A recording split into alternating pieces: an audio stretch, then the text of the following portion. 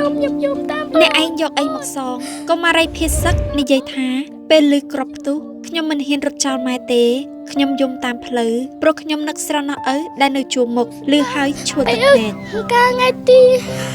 24ទៅគាត់បាញ់ទៅគ្រាប់ឆាកគាត់ទៅខ្ញុំនឹកឃើញខ្ញុំស្នើគាត់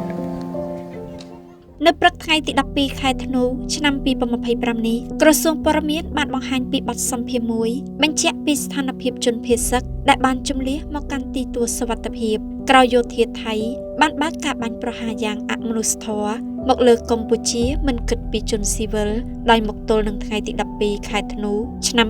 2025នេះមិនព្រមបញ្ឈប់មហិច្ឆតាឈ្លានពានរបស់ខ្លួននោះឡើយតាមរយៈបទសម្ភាសន៍ប្រមាណជាង3នាទីបានបង្ហាញពីសកម្មភាពកុមារីដែលភៀសខ្លួនដោយសារការឈ្លានពានពីទាហានថៃសម្រាប់ទឹកភ្នែកស្រក់ចុះច្រោកច្រោករៀបរាប់ហេតុការណ៍ដែលបានកាត់ឡើងមកលើខ្លួនថាពេលលឺគ្រាប់ខ្ញុំមិនហ៊ានរត់ចោលម៉ែទេខ្ញុំនឹកស្រណោះឪពុកខ្ញុំណាស់តាមរយៈវីដេអូនេះបង្ហាញទៀតថាសកម្មភាពឈ្លានពានពីទាហានសៀមមកលើទឹកដីកម្ពុជាបានធ្វើឲ្យដកជាប់ផ្លូវអារម្មណ៍កុមារដែលកំពុងនៅសិក្សានៅក្នុងស្រុកបន្ទាយអំពិលខេត្តឧត្តរមានជ័យខណៈកុមារមិនមែនជាអ្នកផ្ដាំសង្គ្រាមនោះទេប៉ុន្តែពួកគេរងគ្រោះធ្ងន់ធ្ងរបំផុតនៅក្នុងចំនួននិងភាពវឹកវរនេះ គាត់ឲ្យខ្ញុំរកគាត់រឿងថ្ងៃខ្ញុំដេកនឹកគាត់រឿងថ្ងៃខ្ញុំអាណិតឲ្យ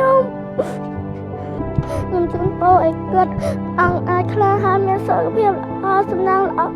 ឈ្នះមានសត្រូវទាំងអស់សូមឲ្យគាត់បានយកឈ្នះចោលសៀមឲ្យបាននាងត្រឡប់ទៅរីកវិតផ្ទះវិជួបឲ្យនាងជួបអូននេះអ៊ូប៊ីង